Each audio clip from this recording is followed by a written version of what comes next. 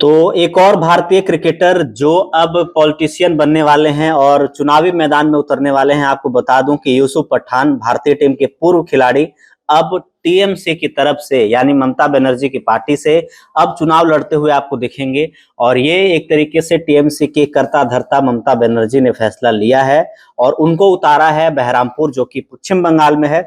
TMC की तरफ से आपको लड़ते हुए दिखेंगे यहाँ पे यूसुफ पठान। और ऐसा नहीं कि यूसुफ पठान पहले खिलाड़ी हैं जो चुनावी दंगल में उतरते हुए आपको दिखेंगे। इससे पहले आपने देखा होगा जिस तरीके से गौतम गंभीर, कीर्ति आजाद, नवजीत सिंह सिद्धू और बात करें मोहम्मद अजहरुद्दीन, मनोज तिवारी जो कि बंगाल के स्पोर्ट्स मिनिस्टर भी हैं, उस मनोज तिवारी की नहीं बात कर रहा हूँ जो दिल्ली से लड़ते हैं, पंजाब बंगाल के पूर्व खिलाड़ी, और क्योंकि वहां से भी रिटायरमेंट ले चुके हैं, स्पोर्ट्स मिनिस्टर भी रहे हैं वहां से।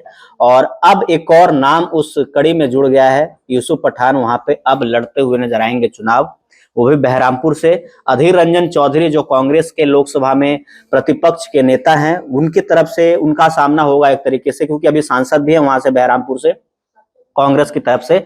और ये टीएमसी का फैसला कि अकेले लड़ना, मतलब ये अपने आप में एक बड़ा फैसला है ममता बनर्जी का। और पश्चिम बंगाल में उनकी पकड़ अच्छी खासी है और अधीर रंजन चौधरी के सामने ही डेब्यू करने वाले हैं वहां पे यूसुफ पठान। ये उनके लिए बड़ी चुनौती हो, क्योंकि वो मंझे हुए खिलाड़ी हैं, ये अपने क्षेत्र के मंझे हुए खिलाड़ी हैं। यूसुफ पठान गेंदबाजों की जमकर धुनाई करते थे, लेकिन यहाँ पे इनका एक नया रोल शुरू होने वाला है, नया चैप्टर शुरू होने वाला है। देखना होगा किस तरीके से इनका जाता है चुनाव और किस तरीके से रहता है। कयास ये भी लगाया जा रहा है कि शायद हो सकता है कि अभी तेज गेंदबाज जो है मोहम्मद शमी, वो भी चुनाव लड़ सकते हैं। इसके अलावा दादा यानी सौरभ गांगुली भी चुनाव लड़ सकते हैं पश्चिम बंगाल से, उनकी भी बातें चल रही हैं, लेकिन उन दोनों को अभी कंफर्म नहीं हुआ है। लेकिन यूसुफ पठान, जिनकी दूर दूर तक ये बातें नहीं की जा रही थी कि शायद वो चुनाव लड़ सकते हैं, उनको टीएमसी की तरफ से टिकट दे दिया गया है। बहरामपुर से आपको वो चुनाव लड़ते हुए दिखेंगे। अगर उनके करियर की बात करें तो बल्लेबाजी, धुआंधार बल्लेबाजी के लिए जाने जाते थे।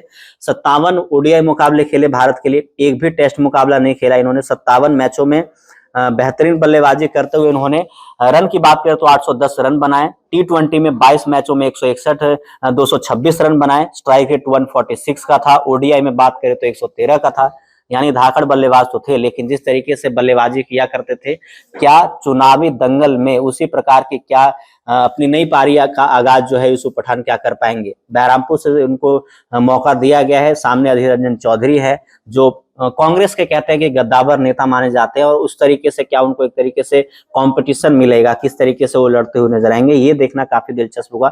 लेकिन और पूर्व खिलाड़ियों की बात की मैंने अभी, गौतम गंभीर ने तो हालांकि संन्यास भी ले लिया है, वैसे नाम वापस ले लिया है लोकसभा चुनाव 2024 से, उन्होंने लड़ने का फैसला नहीं किया। लेकिन बड़े बड़े क्रिकेटर रहे, कीर्ति आजाद मैंने जैसा कि नाम किया, वहां पे सिद्धू की बात की, वो लड़ चुके हैं वहां पे, अजहरुद्दीन हो गए, वो लड़ चुके हैं। बड़े बड़े खिलाड़ियों में अभी जो 2024 चुनाव की बात करूं तो वहां पे सौरभ गांगुली की बातें की जा रही थी और मोहम्मद शमी की बातें की जा रही थी कि शायद ये चुनाव लड़ सकते हैं।